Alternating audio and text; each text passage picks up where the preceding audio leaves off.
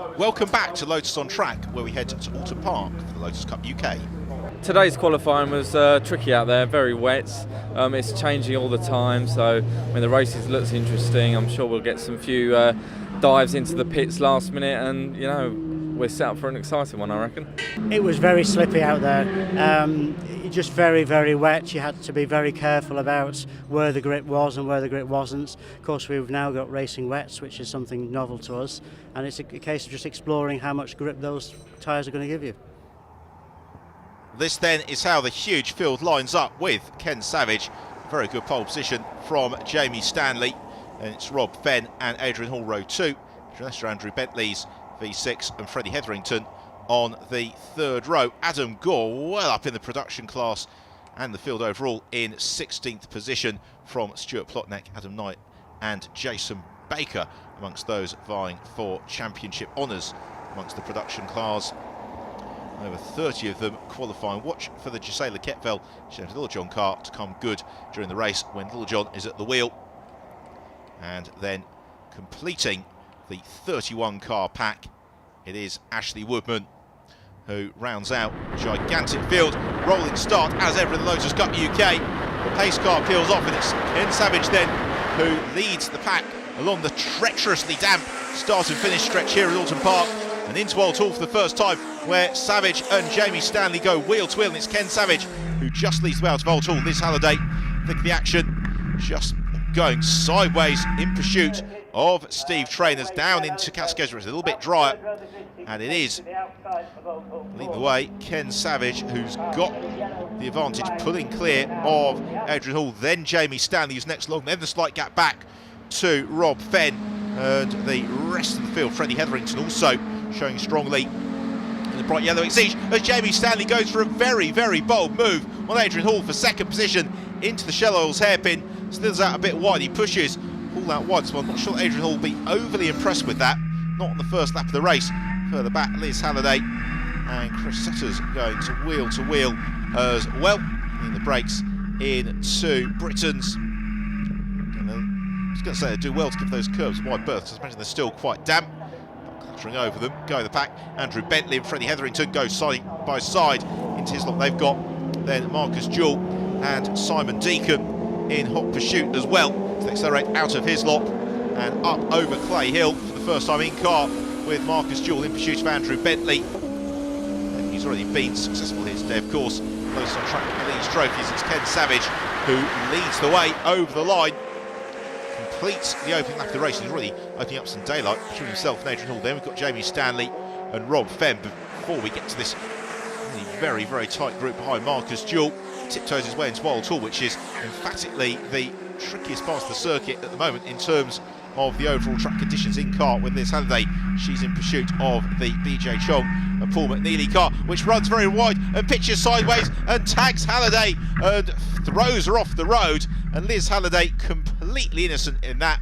There was absolutely nothing she could do to avoid the car rotating in front, and to make it even more galling, that car recovers as Rob Fenn encounters trouble. So a real shame there for Rob Fenn, the Go Green racing car, all of which prompts the safety car to be introduced. Recovery works well underway.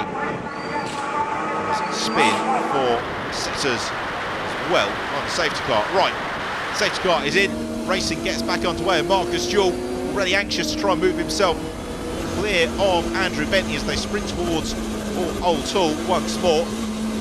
Be mindful of the incident brought out the safety car and therefore not run too wide. And Jewell, though, gets the exit, propels himself past the big Evora of Andrew Bentley, leaves him into the clutches of Simon Deacon as well as they accelerate through Cascades along Lakeside. You can still see there's just a little bit of sheen of moisture on the track, just the way that the light's reflecting off it, so they've still got to be careful until they've got their tyres fully up to temperature. Through Island Bend then come the group fighting for fourth position, because it's still Ken Savage, Adrian Hall and Jamie Stanley who are out clear at the head of the field. It's Marcus Jewell in fourth, Andrew Bentley fifth, Simon Deacon in sixth, then the gap back to Steve Train and Freddie Hetherington. All of them then jump on the brakes into Britain's, just a little bit of curve hopping indulged in before they accelerate up over Hilltop and into the heavy braking zone. Pizzi's where you can gain a little bit of ground, but it's very easy to outbrake yourself as well. As Marcus Jewell dives to the inside, Jamie Stanley completely gets the corner wrong, slithers back on track, and is very fortunate not to be collected by those around him. And that wasn't really a bid to overtake Jamie Stanley, but rather a catastrophic error from Marcus Jewell. That means he also loses ground to Andrew Bentley and Simon Deacon, who takes the opportunity to squeeze through as well as they accelerate over Clay Hill. In the production class, Adam Gore pretty comfortably in command of proceedings, mixing with some of the exiges as one of his rivals pulls off to a very smoky halt. Jamie Stanley gets all boxed in behind one of the production runners. Around he goes, and that was Gisela Ketfel. He was caught behind, and Jamie Stanley spinning around in the exige. Completely innocent in that was Jamie, just caught slower car. Not an awful lot he could do.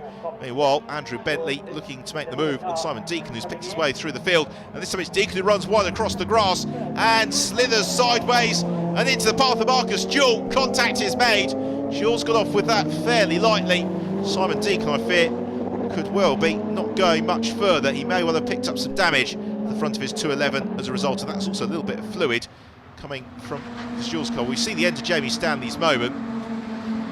Avoided Gisela Ketfel, who did the right thing. She'd pulled off the racing line. Stanley unsighted. A lurid and wild spin for Stanley as the pit window is open. And the race about to be turned on its head. The first of the cars in then is the Ratcliffe and Dunn car. Anthony Dunn proffering a little bit of advice. Andrew Bentley also in to hand over to Adrian Lester. Marcus Jewell takes the opportunity to peel in as well. Gives the trackclub.com team a chance to inspect the damage. As the Evora is topped up, Andrew Bentley rehydrates and goes to pass some advice on to Adrian Lester as Marcus Jewell gets strapped back into the cockpit of his 211. Luckily, a slightly battle-scarred 211 also rejoining the fray is the Adam Gore production class leader. As the race leader Ken Savage comes into the pits, hops out of the cockpit, which you've got to do with the cars being refuelled. Adrian Hall in as well, so the race really going to be tipped on its head a little bit for these latter stages. Once Hall and Savage rejoin, we'll see where they are in relation to some of their rivals. This is also the opportunity for the single driver efforts, who are being consistent rather than spectacular, to move up through the field. So Ken Savage rejoins the track now, as does Adrian Lester.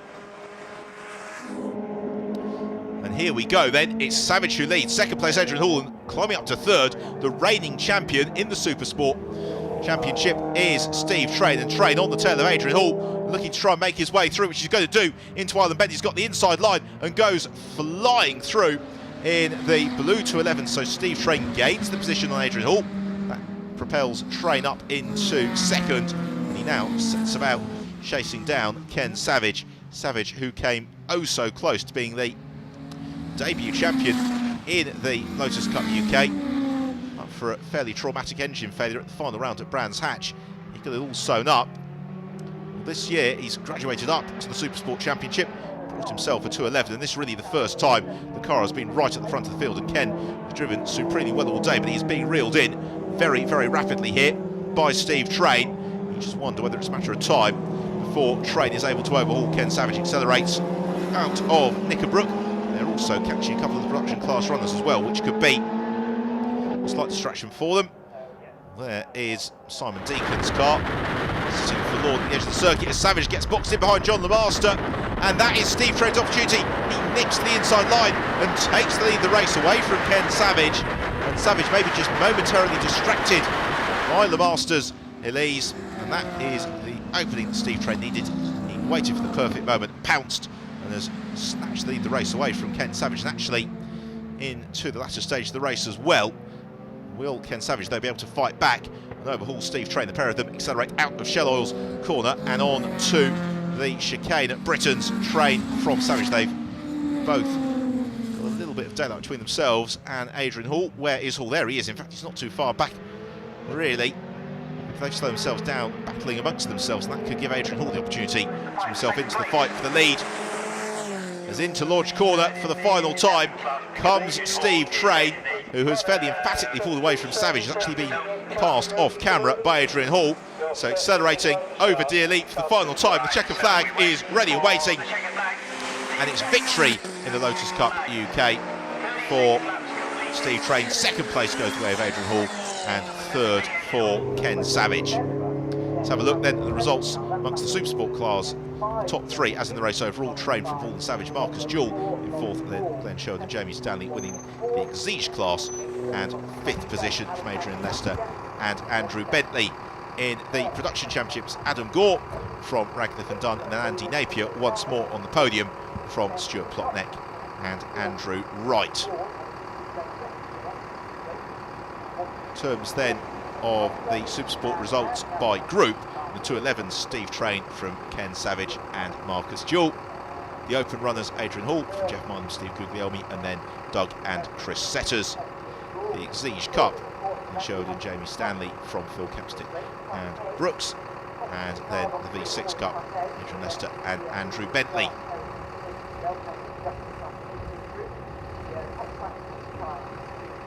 Steve, P9 to overall win, new sequential gearbox paddle shift this weekend. Did that help you? It certainly helped a little bit, Steve. You know, it's a little bit quicker than a manual gearbox, but a bit less to do, I suppose. So more time with hands on the steering wheel certainly helped. But yeah, enjoyed it. It was a good race. After Oulton Park then, in the Supersport Championship, it's Jeff Milam who shares the lead with Steve Guglielmi and Steve Train, the reigning champion, just 2 points back. And then it's a slight gap back to Phil Capstick and Ben Brooks in fourth. In the production championship, it's Andy Napier who leads the way, 17 points clear of Andrew Wright, with Stuart Plotneck in third. Well, fantastic action at Oulton Park and across Europe from the Lotuses. Thank you for watching. Join us again in a few weeks' time for more Lotus on Track action.